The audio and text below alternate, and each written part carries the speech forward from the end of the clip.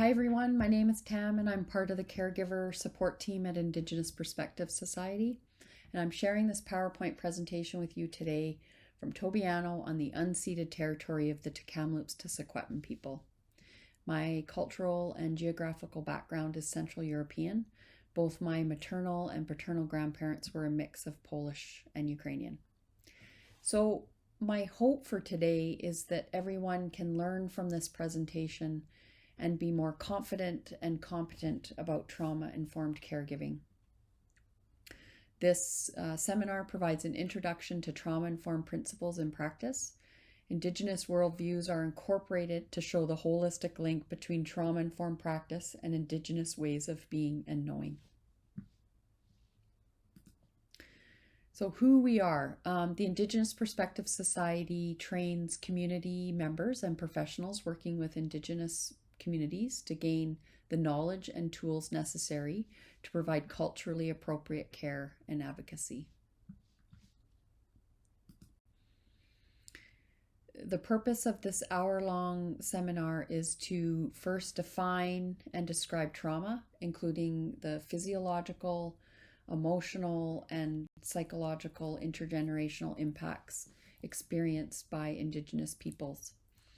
Our hope is to increase capacity to practice a culturally safe and trauma-informed approach to support children impacted by trauma, grow deeper understanding of the importance of affirming cultural belonging and trauma-informed practice as it relates to a sense of well-being and connection, and finally, to recognize what culturally safe engagements might look like.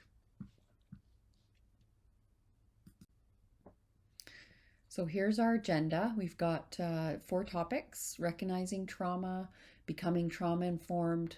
Our third topic is culture as medicine, and cultural safety in trauma-informed practice is our topic 4. So let's get into it. Topic 1, recognizing trauma. So the purpose of this topic is to define trauma, contextualize trauma relating to Indigenous people's experiences, review potential indicators to help identify and recognize trauma when working with children, families, and community.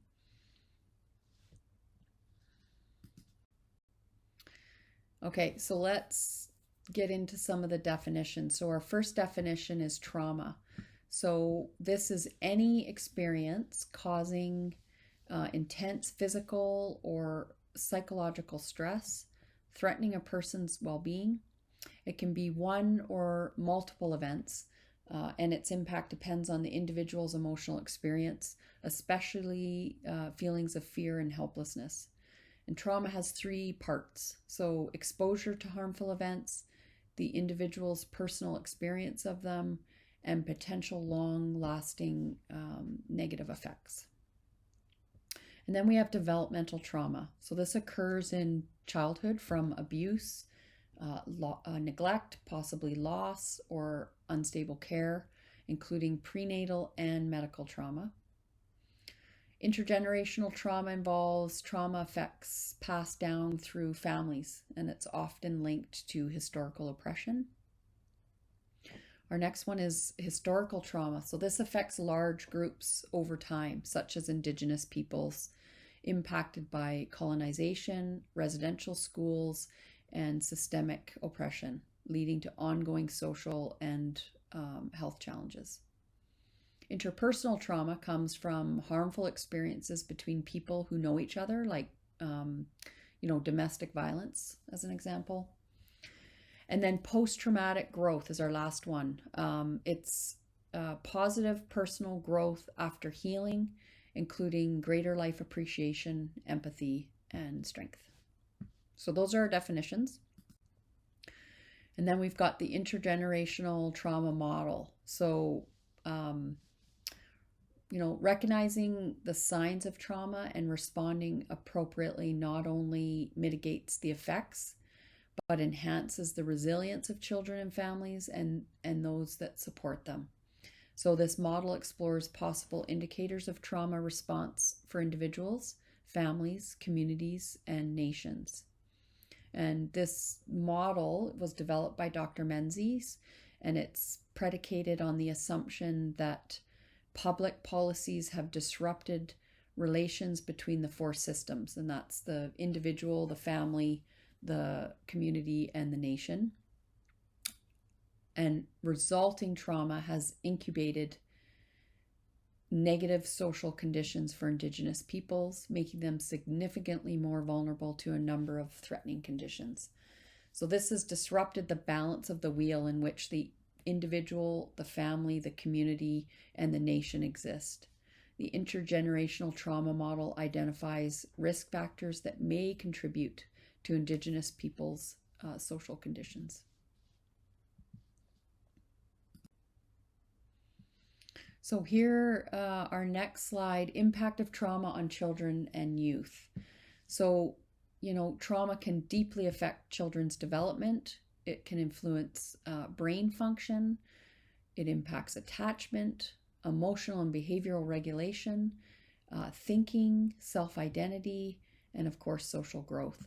So most children will show immediate symptoms after a traumatic event, though the recovery process varies depending on factors such as the trauma severity, the child's emotional health at the time, what caregiver support looks like, and past trauma exposure.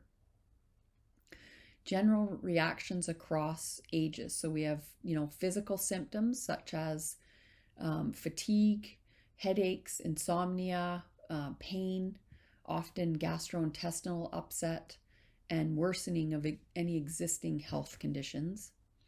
Relational and functional impacts. So trust and attachment issues. Often there's struggles in school, and there can be social withdrawal. Common emotional reactions. So avoiding any of the trauma reminders, emotional numbness, and feeling disconnected. And then we've got age-specific reactions. So if we look at ages 0 to 5, these are some of the reactions we could see. So separation anxiety, maybe excessive crying or being overly clingy, maybe trembling, some frightened expressions, and regressive behaviors like thumb sucking or bedwetting. Children are highly affected by how givers respond to the trauma. Ages 6 to 11. So here, children may show regressive behaviors, sleep disturbances, maybe some irritability, again, school disruptions like refusing to go to school, maybe somatic complaints, such as a stomach ache, for example. We may see depression, anxiety, emotional flatness, aggression, attention issues, and then also very common is that academic decline, so struggles in school academically.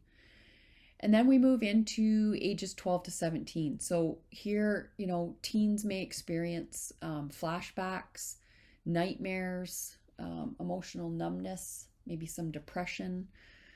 It's not uncommon to see substance use, peer issues, maybe some antisocial behavior, self-harming behavior, suicidal thoughts, feelings of guilt, maybe there's confusion, and revenge fantasies may also appear, and this all hinders recovery.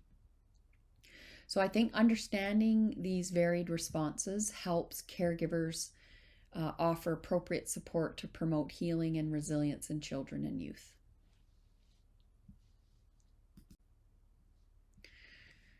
So the UK Trauma Council's video, Childhood Trauma and the Brain, it's an overview of how early adverse experiences such as abuse, neglect, or household dysfunction, how that can influence brain development.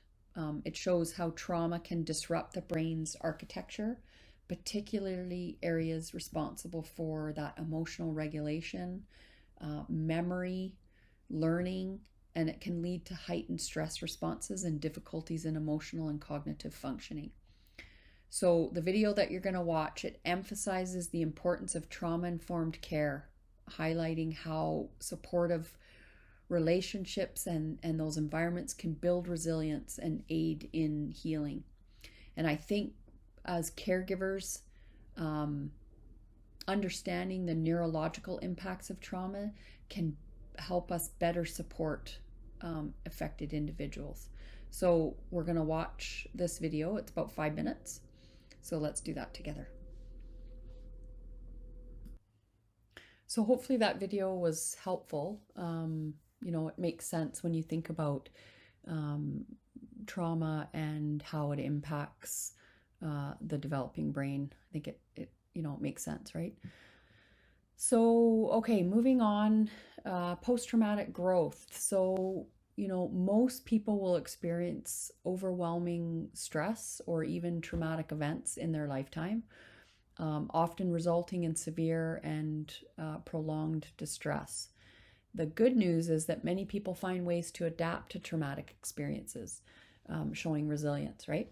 Still, others find ways to grow and transform through the experience, demonstrating what is known as that post-traumatic growth.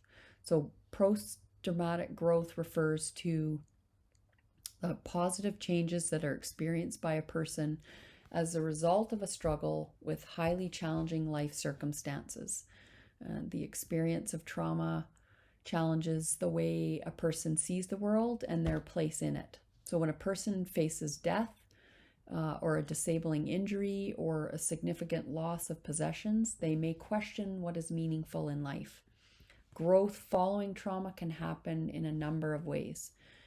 Maybe a greater appreciation for life, a shift in priorities, seeing pleasure in things that once were taken for granted, maybe closer, more intimate relationships, greater compassion and empathy for self and others, maybe setting new life goals, seeing new opportunities in life, and letting go of the goals that were part of their life before the trauma. A sense of increased personal strength, recognizing bad things can happen and we are all vulnerable, but survival is possible. And maybe positive spiritual change, greater connection with faith, seeking answers to bigger life questions, and maybe sort of questioning one's existence and humanity. So here we have resilience. Resilience is a demonstration of survival in the face of overwhelming life circumstances.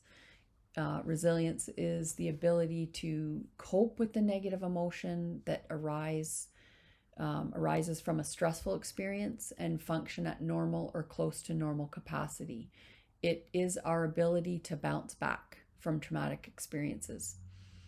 And then there's some factors that are linked to resilience, and those could be personality attributes. Maybe there's support at school, those social connections we have, experiencing parental warmth, a strong and nurturing family unit, success in at least one area of life, having a sense of humor, being hopeful, and the ways people cope with trauma, even if the ways are unhealthy, are part of their resilience. If it's reframed as resilience and a desire to survive, the person can come to see that they have strength and courage. Resilience in a specific area of one's life does not guarantee resilience across all areas. Resilience in one area of life can coexist with high-risk behaviors, social and emotional withdrawal, and coping strategies that can cause harm. Experience of childhood trauma is associated with lower levels of resilience and post-traumatic growth following a traumatic event in adulthood.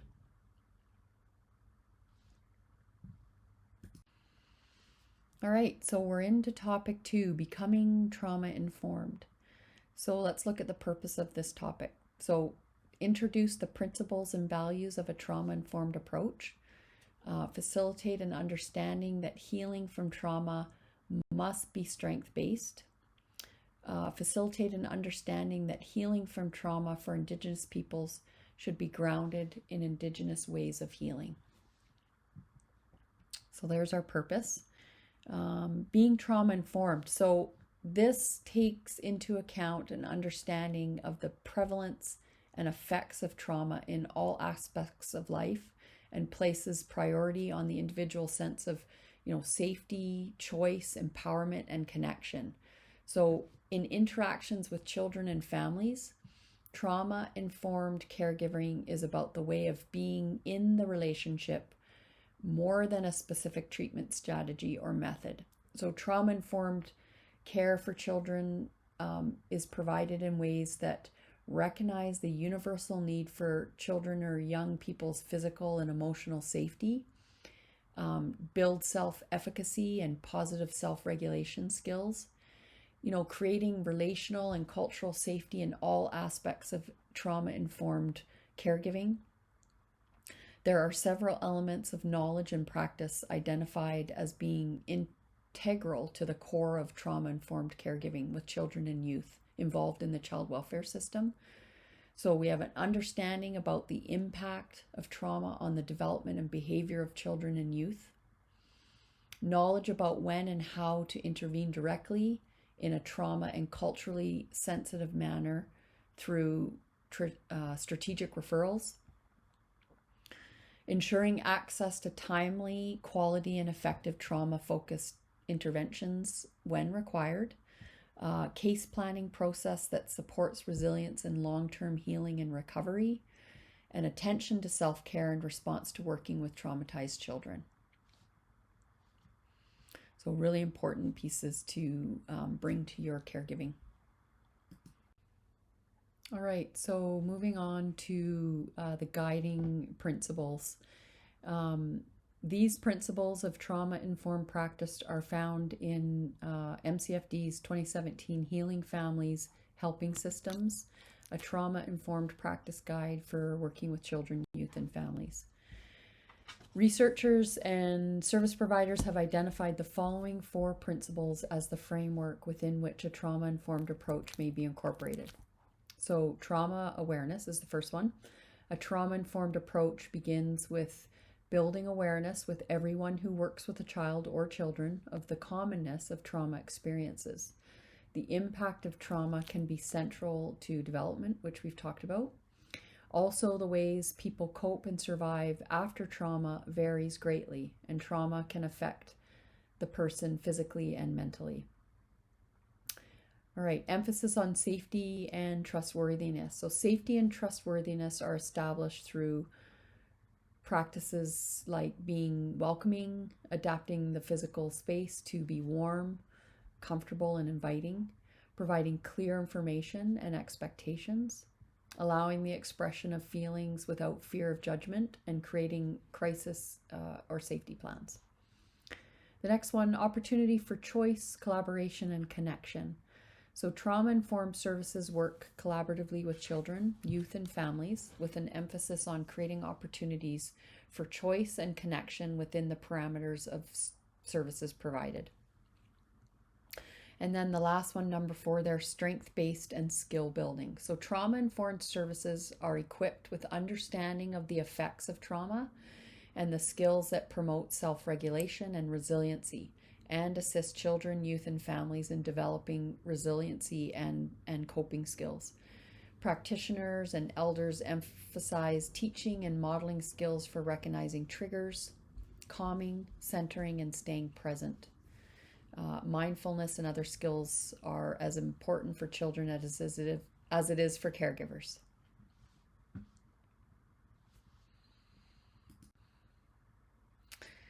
Communication and language. So using a trauma-informed practice approach may require a shift in language and thinking.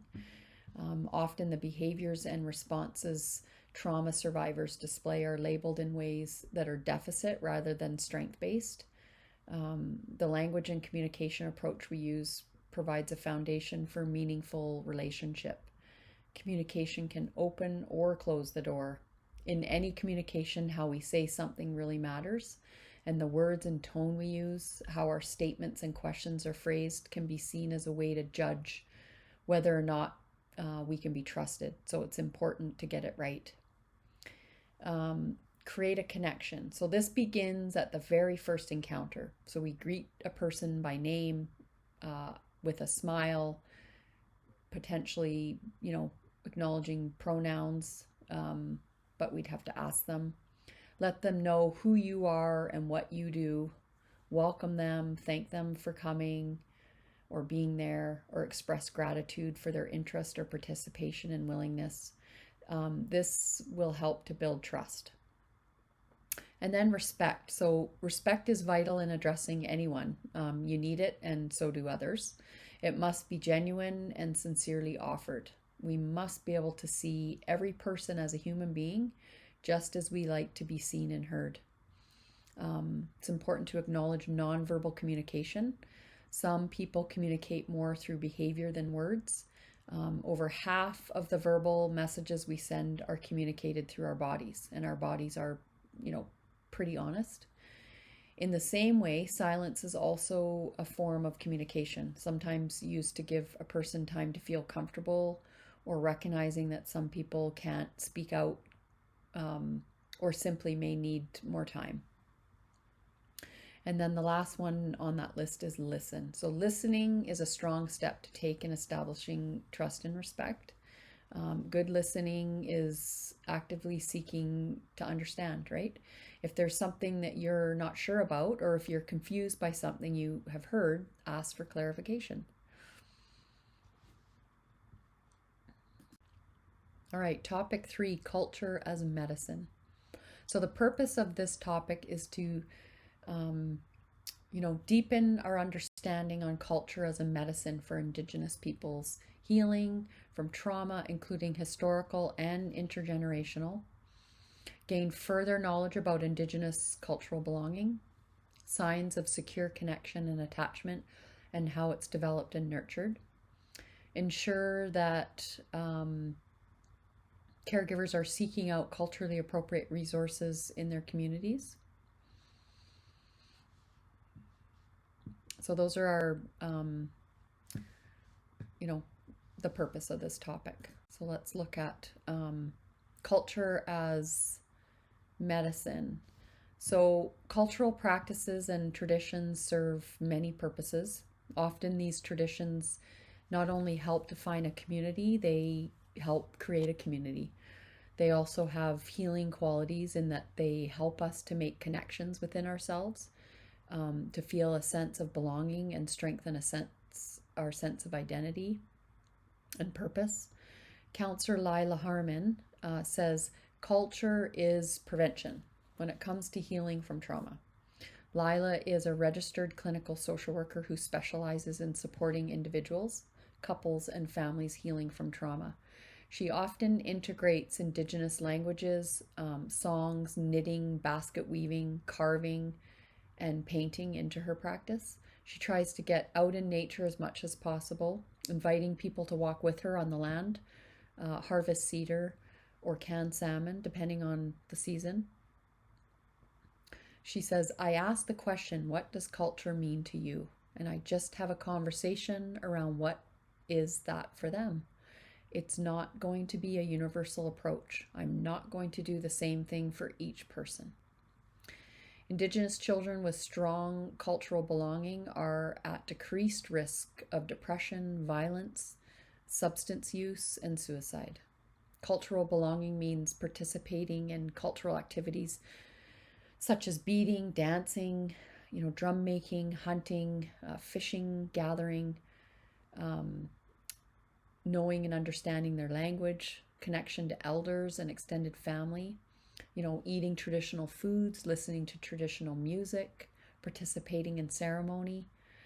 When a child is raised with their cultural language, they have an increased ability to connect with their emotions and thoughts because they have a deeper sense of self. They have a felt sense of who they are and where they come from. Children raised with a strong attachment to culture also have higher outcomes in physical and mental wellness, in their education and employment. Culture is a way of life and should always be accessible to all Indigenous children, regardless of who they are temporarily or permanently living with. Providing children with the tools to have an attachment to their culture will increase their overall health, well-being, and resiliency for the rest of their life. People may come and go, but their cultural attachment will be consistent attachment throughout their lifetime. And culturally appropriate will be determined with the family, since everyone is at a different place in their relation to their culture. So this next slide here is the umbrella of Indigenous resiliency. So just to give you some background on this and an idea of where it came from, in 2000, Monique Gray Smith created the umbrella of Indigenous resiliency to illustrate some of the key legislative decisions that have occurred and caused harm to Indigenous people. So at the top are the historical events. Many stories and ripple effects accompany each of them. The words that accompany the raindrops, or as some say, the teardrops, name some of the ways this history has impacted and continues to impact Indigenous people. And then the handle is made up of 4 blankets that she thinks foster resiliency in Indigenous people. So kind of a cool graphic. I'll give you a moment to look at it.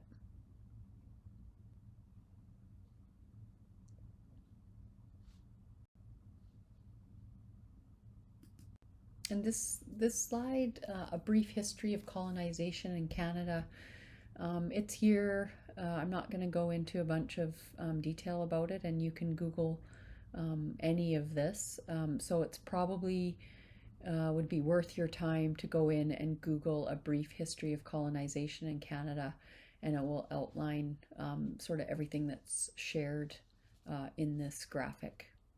So we won't spend a lot of time on that, but for your reference to maybe go and have a look at it on your own. So into attachment. So understanding cultural belonging and attachment. Residential school and other forms of colonization and assimilation have generated significant intergenerational trauma for Indigenous children and families. Many Indigenous children and families may have broken attachment as a result. Certainly, parents impacted by these traumas may struggle with parenting, since they may not have received good parenting experiences themselves. And it's important to understand the impacts of these traumatic experiences and to seek opportunities to assist with restoring and strengthening family connections and a sense of belonging to culture and community. So we're going to move into a short video, and this video offers a powerful and accessible explanation of intergenerational trauma, with a particular focus on the experiences of Aboriginal peoples in Australia. It highlights how trauma can be unconsciously passed down through families, especially when there is little opportunity for healing. Children growing up in environments shaped by unresolved trauma may struggle with attachment, identity, and emotional well-being, leading to a cycle where the impacts of past harm echo through future generations. In Australia, this trauma is most deeply felt among the descendants of the stolen generations. Aboriginal and Torres Strait Islander children who were forcibly removed from their families under government policies. Many survivors of these removals were denied nurturing, connection, and cultural continuity, which has left lasting scars not only on them, but on their children and grandchildren. The Australian context shares many painful parallels with Canada's history of colonization, especially the legacy of residential schools that similarly aimed to erase Indigenous identity. In both countries, colonization disrupted traditional ways of life, broke apart families, and inflicted deep cultural wounds. Yet, despite differences in policy and geography, Indigenous communities across both nations continue to face the ongoing effects of historical trauma. So let's watch this video together and reflect not only on the past, but on the present and the urgent need to support healing, cultural reconnection, and justice for Indigenous peoples.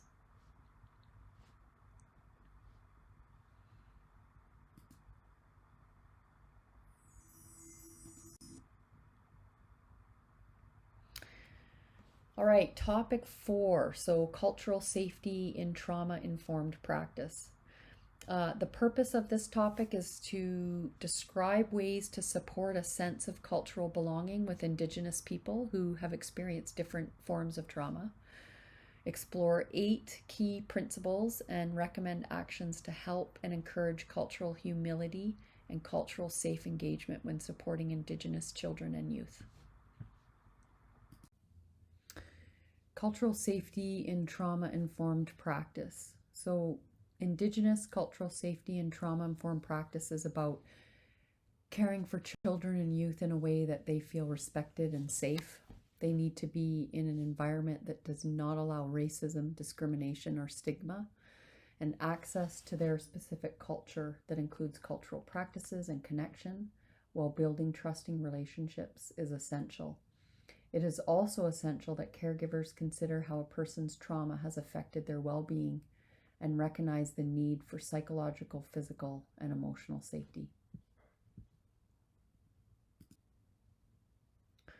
So here we have some key principles, and I mean, this is really self-explanatory, right? So you've got the circle here, awareness and understanding, listen, value, respect, kindness, and so forth. So I'll give you a moment to look at that. These are all really, really important principles when thinking about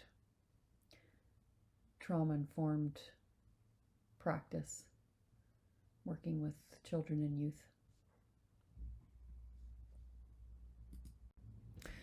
So this brings us to the end, and I want to thank you for taking the time to view this presentation. I hope it was helpful, and like I said at the beginning, my hope for this was that you'd feel more confident and competent in working with children and youth with a history of trauma and doing it in a trauma-informed way. Thanks again. Take care.